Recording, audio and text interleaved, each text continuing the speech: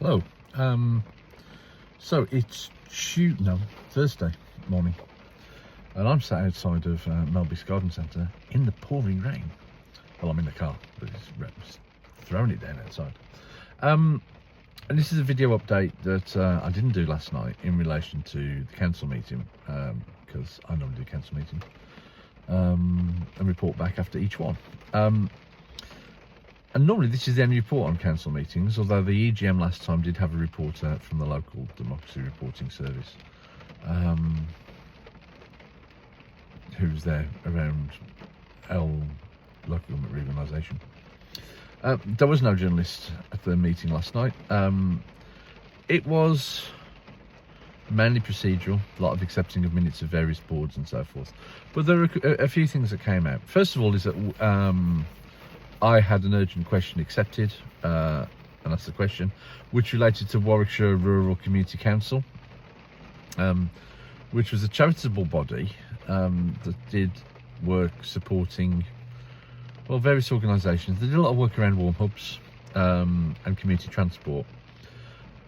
And seemingly out of the blue, on Monday, we heard that they'd shut down.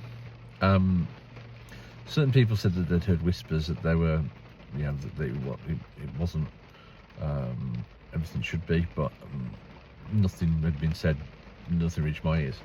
But given the fact that they'd support warm hubs, given the fact that community transport, given the rurality of our location, given the fact that there's a significant consultation going on for home to school transport, and a number of different issues, and the fact that there was a certain amount of opaqueness in terms of where the funding came and what had actually happened, I sought to place an urgent question just to find out if we could get a briefing note together for members to detail what the impact would be on the residents of the borough, and on supporting organisations that receive support from that. And that was accepted and then passed. I think there was a certain amount of confusion on behalf of the leader as to why we'd asked the question in that kind of fashion. And I know he'll turn around and tell me that he doesn't watch these. But the reason for asking the question that way, and we did do it in consultation with the officers of the council, was because we literally didn't know at the time when it came to putting the question what the situation was, and we still don't know in terms of background. And if we'd waited to find out, then the situation may have passed. So there wasn't any real grandstanding. It was just to try and get that there. The response was perfectly fine and acceptable. It was basically, yes, we'll do that, and it's good, and we're already on it, which is brilliant and fantastic. But it goes and shows the ability to work together. Another issue in terms of working together was that there was another motion that came in from the Labour group in relation to road safety. And there was a very, very powerful speech from Councillor Michaela Jackson, who's in the most tragic circumstances personally affected by this, and her family as well.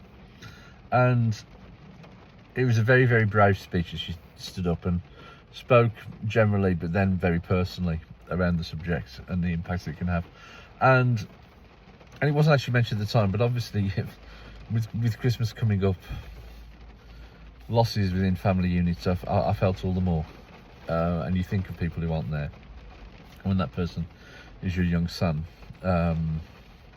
it's obviously very affecting. And she spoke very well.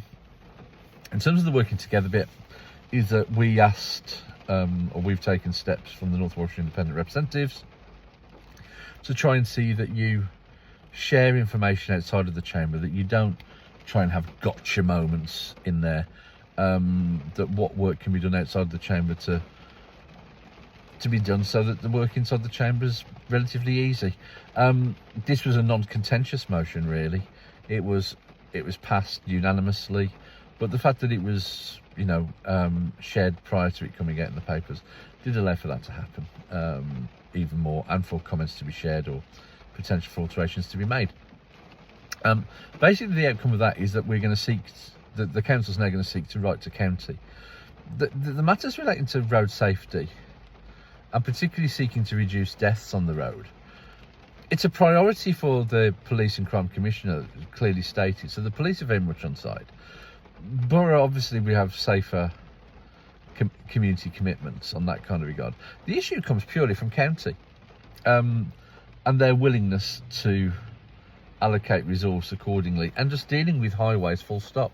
And it was detailed there in terms of there was a difference of opinion expressed, strangely, in relation to the effectiveness of our county councillors within North Warwickshire.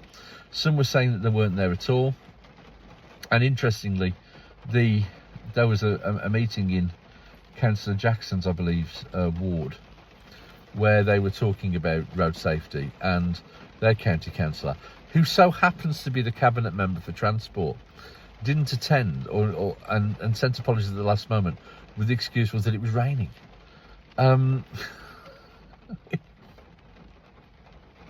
Yeah. If that's not true, then I'll retract. But that's what was reported yesterday. And again, people were detailing about different levels of attendance from their county councillor. Our county councillor again didn't attend parish council last week. Did submit a brief report, but in terms of communications, it's not there. Some, however, reported different experience. In terms of attendance, they're all they're all Reform candidates. Interestingly, Reform yesterday with their 2 borough councillors, one sent apologies.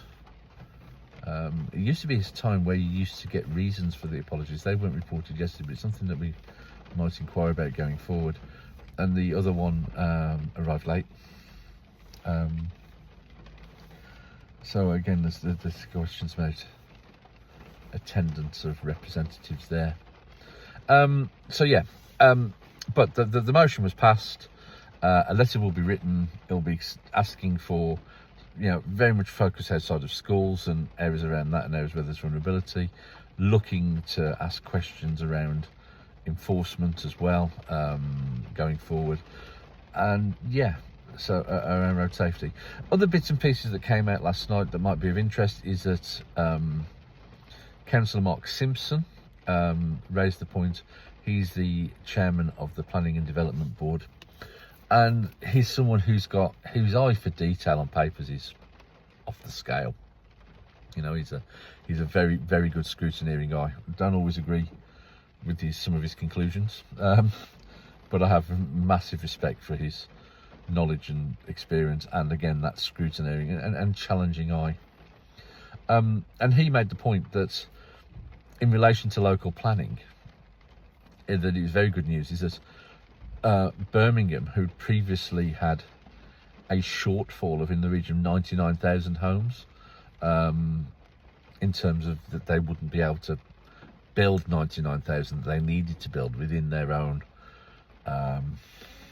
borough, their own boundaries, but they now feel that they can do that, which means that neighbouring authorities such as North Warwickshire don't have to have a potential overspill because of an inability to fulfil the requirements within other councils' own boundaries. We're hopeful to hear something of the same relating to Coventry as well. Now, with the building of our own local plan, or the reopening of it, this is of critical importance, particularly for a village such as Water Orton. Water Orton on the previous local plan had 2 sites that were designated for effectively pre-approval housing, one of which is the site on the Dog, which is presently being built on. The other one is the old school site, which has got applications presently under consideration. However, the call for sites has gone with the reopening of the local plan, which I voted against, the only councillor to vote against, will be of great concern to the village when it is actually published. And all those people who stood for election saying they'll protect the green belt, all that, well, let's see exactly how they go and respond now to these kind of things. Especially when the decision to reopen the local plan, no matter how it's dressed up now, was done as a matter of political expedience to maintain the control of the council at that time. And our other local representatives at that time did absolutely nothing to protect the village in that kind of regard. So that will be a matter that'll be coming up. The consultation on the local plan is live now. I'd recommend that everyone tries to have a look at it, but it's so unwieldy. There's so many questions that actually you're not necessarily that interested in. You know, should we be looking to have a consultation on a potential new settlement in its entirety? People are most interested in their local place and the impact on there, and I think that there needs to be something that's a little bit more accessible in terms of consultation. However, if you just want to write and just send an email to those who are fulfilling in the local plan, or taking part of that, running that consultation, to say we're quite happy with the previous local plan. You know, especially when they turn around and in that debate on reopening it, they talked about how much work it was and how much it cost. So again, you're asking the question, why are we doing exactly the same again prior to when we really had to? You know, it's best practice here, you go and turn it around. I'm normally all for best practice, but here, why is the motivation coming? Why is it? And again, it is to satisfy, or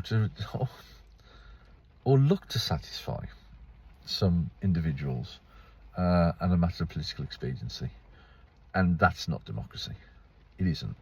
That is playing fast and loose with your responsibilities to all communities, and especially when you consider some of our local representatives have put party ahead of their role. Don't sit right with me.